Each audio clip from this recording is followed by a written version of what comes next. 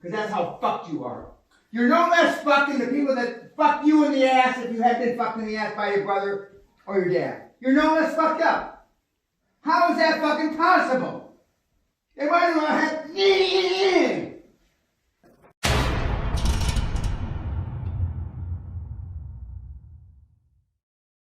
But you're not here because you're fucking inspired. So let's get that out of your fucking mind. You're one step above the failures that are watching you on YouTube. The only thing that separates you from them is you're fucking here. That's it. I've seen a few of you one-on-one. 2 or 3 of you are delusional. I don't know what the fuck you're smoking, but whatever it is, please give me some. As long as it's not addicted, give me some of those drugs. So I can hallucinate as well. Everything you can learn this week is free on fucking YouTube and my site. And yet you're here.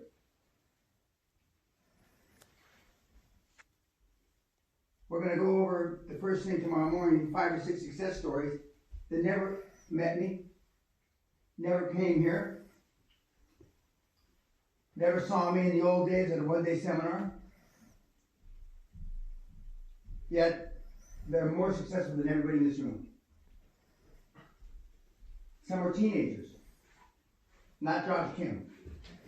13-year-old making $100,000 a month. Did everybody just understand what I said? 13 years old. Other than jacking off, for those of you that were in puberty, guys, you weren't doing shit when you were 13. Now, how is it that can happen? Because you had shitty role models and your parents fucked you. They might have, they should have, this is a shitty thing to say, I'm going to take a lot of shit on you. They might as well have physically abused you, sexually abused you. Because that's how fucked you are. You're no less fucked than the people that fucked you in the ass if you had been fucked in the ass by your brother or your dad. You're no less fucked up. How is that fucking possible? They might as well have...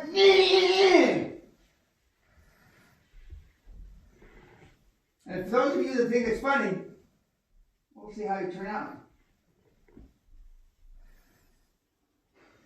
The biggest hurdle for you to get over, some of you will consider it a speed bump. For those of you that drove in and didn't walk in or come in, well, even on a bicycle, we have speed bumps on the 3/4 of a mile driveway. Those speed bumps are only about that high.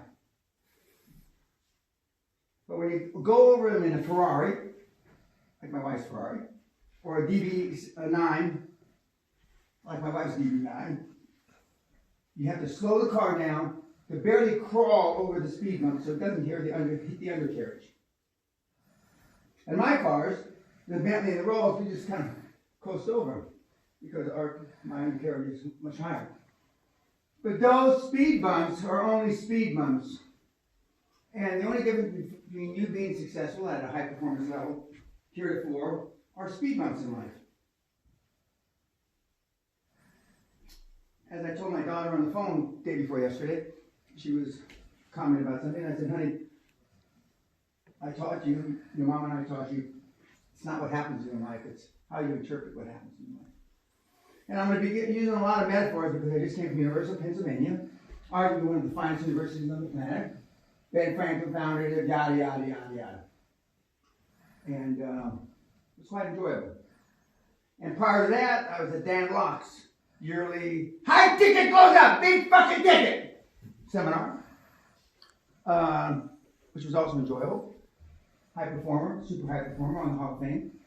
And before that, I was at the University of, I can't say the word, but it's the biggest university in Nepal, at the engineering students.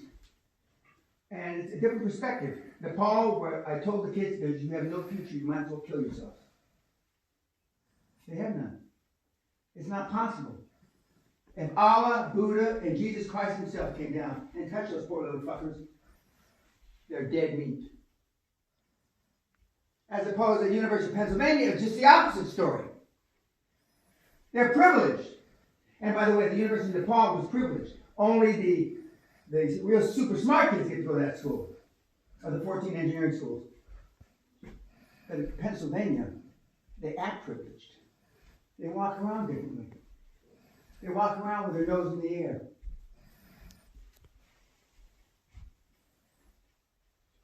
And I told them that they have an obligation. But I also told them most of them will fail. So how can I tell the little Nepalese where the average income per month is $40? Not for the students, for the adults. And I told the same thing to the kids, the privileged kids from the University of Pennsylvania. Because this program is built for the 0.00001% of the 7.5 billion people on the planet.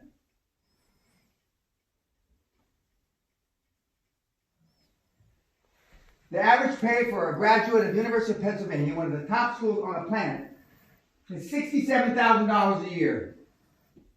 I told the kids, are you fucking, no, I knew that already. Are you fucking kidding me? I wouldn't go and spend $240,000 to go to school to make 65 grand? There's a disconnect.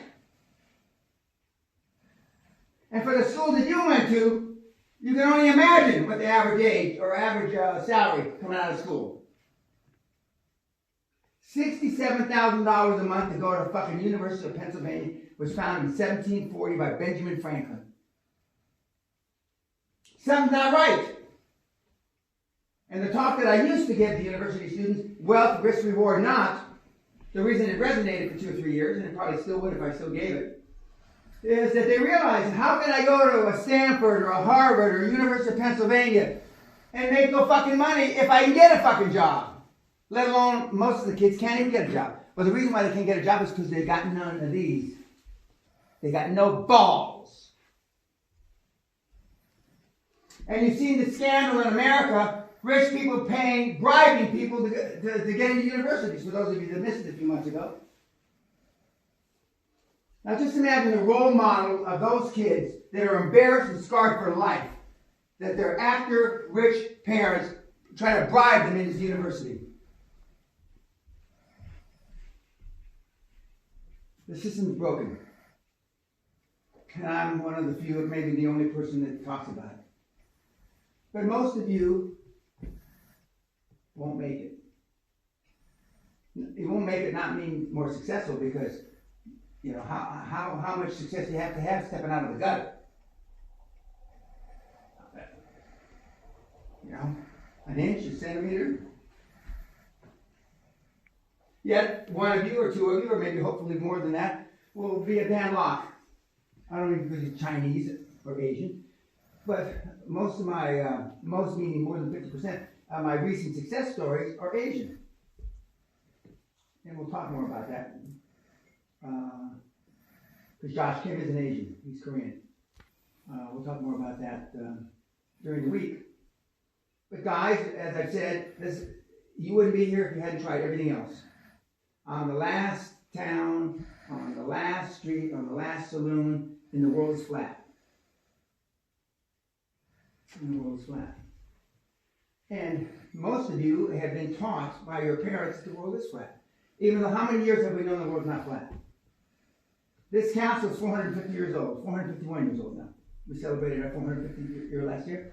Before Columbus sailed, bullshit, in 1492.